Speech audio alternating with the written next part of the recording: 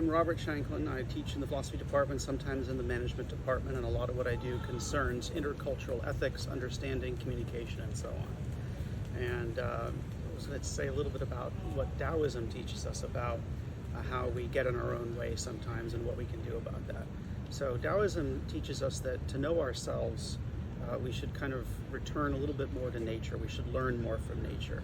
Seasons shift, rivers flow and change their banks over time.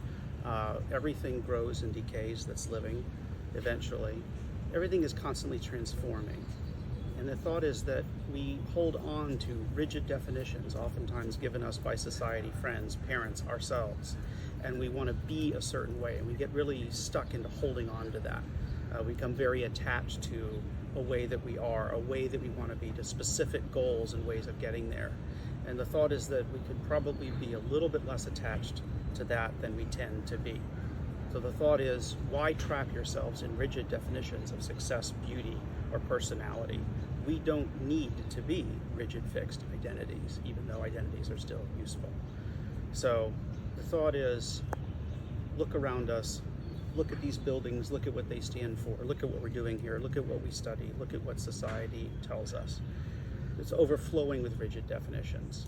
We're told how to be, how to act, what success looks like, what it is to be an ideal person or to be an ideal this or that or the other thing.